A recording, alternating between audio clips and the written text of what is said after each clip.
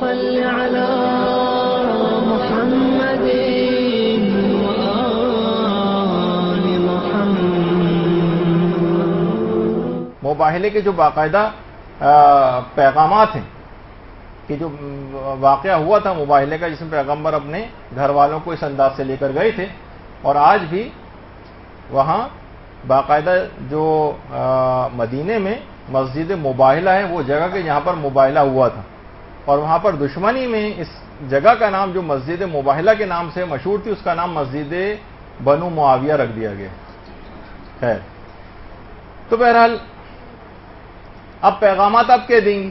واقع مباہلہ کے کون؟ مثلا آپ دیکھیے، میں تقریر میں بیان کرتا جا رہا ہوں، یعنی سمجھیں کہ آپ مباہلہ جو ہے پڑھنے جا رہی ہیں واقعات میں، جیسے آپ نے سرنامہ کلام میں بھی مثلا آیت مباہلہ قرار دی، وہ تمام چیزیں اس میں بیان کرتی ہوئے آپ آگے آ رہی ہیں۔ اب واقع مباہلہ جس وقت آپ پڑھیں تو واقع مباہلہ کیا پیغامات لے کے لوگوں پہ اپلائی کریں اس کا، کہ دیکھیے پہلا پیغام تو یہی کہ نصارہ نجران کی طرح صرف تعریف معصومین کی حد تک نہیں رہ جانا ہے آپ نے۔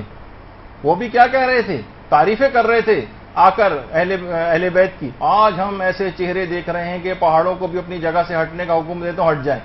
لیکن جب اتنی تم تعریفیں کر رہے ہو تو ایمان کیوں نہیں لے آتے؟ کہا ہم جزیہ دینا قبول کر لیں گے، ایمان نہیں لائیں گے، یعنی بات نہیں مانیں گے۔ ان کی عظمت کے قائل ہیں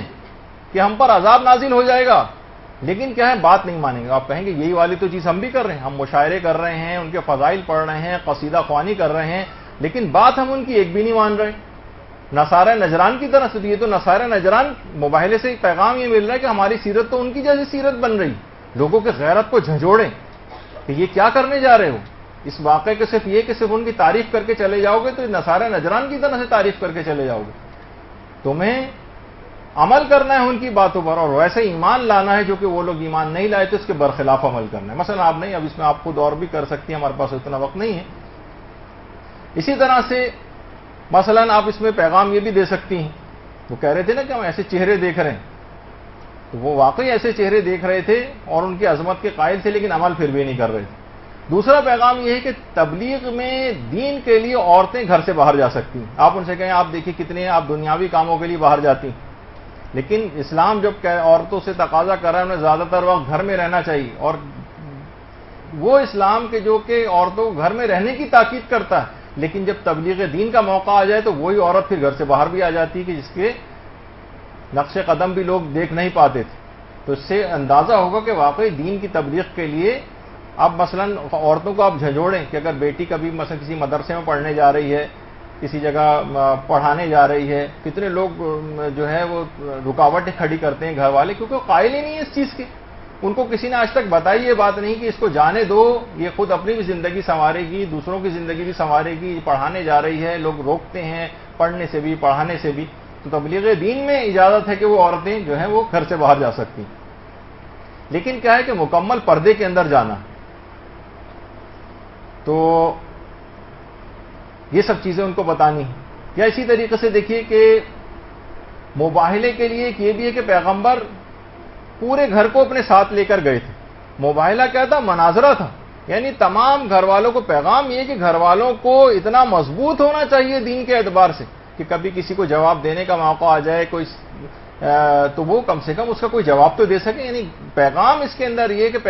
پیغمبر اکیلے بھی مناظرے کے لیے جا سکتے تھے، لیکن پورے گھر والوں کو لے کر کیوں گئے؟ یہ پیغام دینا تھا کہ دین کے اعتبار سے پورے گھر کو مضبوط بنانا ایک مومن کی ذمہ داری، کبھی کوئی ایسا موقع آ جائے۔ اب قدم قدم پہ ایک ایک بات پر آپ جو ہے پیغامات دیتی ہوئی جا رہی ہیں۔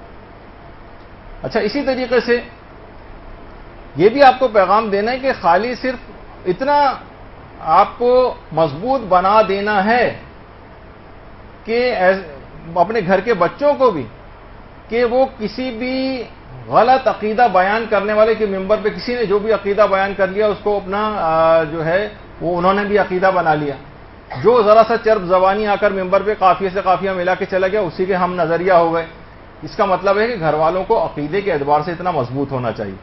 اور بچوں کے عقائد محکم کرنے کے لیے خاص طور پر اقدامات کرنے چاہیے۔ آپ ان سے کہیں کہ فاسد العقیدہ افراد کے ہتھے نہ چڑھنے دیں، نہ ایسے ذاکرین کے ہتھے چڑھنے دیں کہ جو لوگوں کے عقیدوں کو خراب کر رہے ہیں، ان کو ایسی مجلسوں میں نہ جان دیں۔ بس قدم قدم پہ آپ مباہلے کا پیغام دیتی ہوئی جائیں گے۔ پھر آپ ان کو یہ بھی بتا سکتی کہ دیکھیے واقع مباہلے سے عقائد کی اہمیت بھی واضح ہوتی، یعنی واقع مباہلہ پیغمبر کی نبوت کے اس بات کے لیے تھا نا، جو کہ عقائد میں سے ایک ہے۔ اس کا مطلب ہے کہ عقائد کی اہمیت کتنی زیادہ ہے،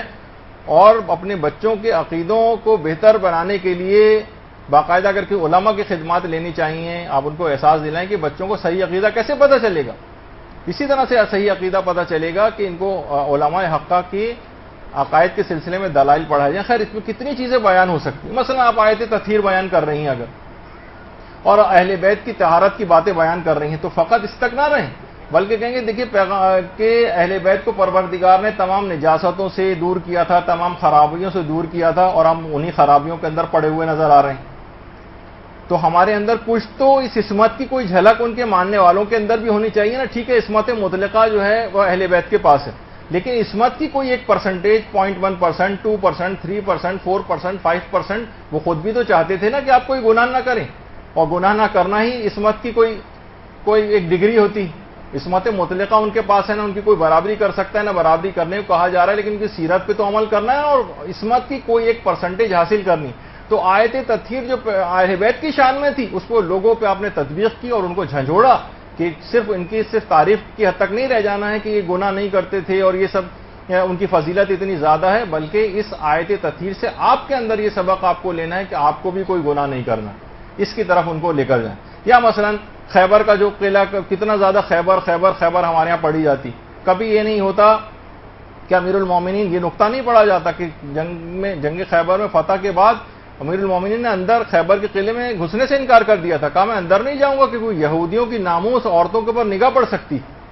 اس سے آپ کتنے پیغامات جو ہیں وہ نوجوانوں کو دے سکتی ہیں کہ اپنی نظر بازی کرنا اور نامحرموں کو دیکھنا اور ٹی وی کے اوپر اس انداز سے بے حجابانہ نظریں گاڑنا اور اداکاروں اور ان کے چہروں کو دیکھنا، یہ امیر المومنین کے ماننے والوں کی سیرت کے مطابق نہیں۔ امیر المومنین تو ایسے تھے کہ یہودیوں کی ناموس کے اوپر بھی نگاہ کرنے کے خوف سے جو ہے اندر قلعہ خیبر کے اندر جانے سے انکار کر دیا۔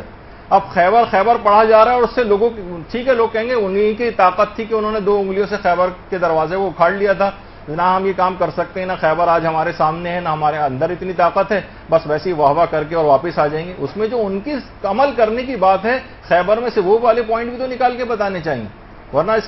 مجلس کا اور اس فضائل کو پڑھنے کا کیا فائدہ ہوگا۔ یا مثلا خاندان اہل بیت کی خواتین کے پردے کے اوپر کتنی زیادہ بات چیت ظاہر ہے کہ اس کے اندر ہوتی، تو اب اس کو بھی آپ تطبیق کریں، اس کی خواتین کے اوپر کتنا زیادہ پردے کے مصائب آپ پڑھتی ہیں لیکن کہیں کوئی جملہ نہیں کہتی۔ کتنی روایت میں آیا ہے کہ مثلا یحییٰ مازنی کہتا تھا کہ میں جوار امیر المومنین میں کتنے عرصے رہا ہوں، لیکن خدا کی قسم میں نے ان کی بیٹی زینب کو نہ آج تک کبھی دیکھا نہ اس کی کوئی آواز سنی۔ اور رسول اکرم کی قبر مبارک کی زیارت کو جب رات کے وقت امیر المومنین امام حسن، امام حسین اور حضرت زینب سلام اللہ علیہ کو لے کر جاتے تھے، اللہم صلی علی محمد و علی محمد،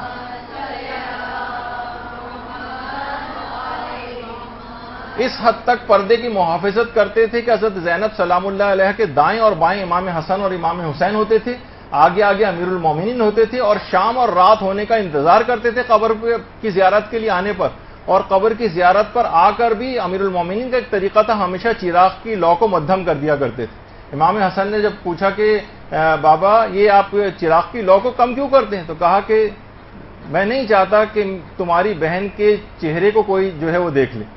اب ایک چیز سے آپ لوگوں کو بتا سکتے ہیں اور آپ ان کو احساس دلائیں گے دیکھیے یہ زینب تھی، ان کے اوپر آپ رونے کے لیے آئی ہیں،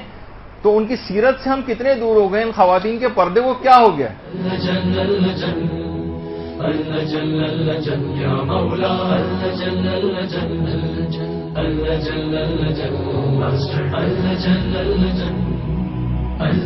يا صاحب السماء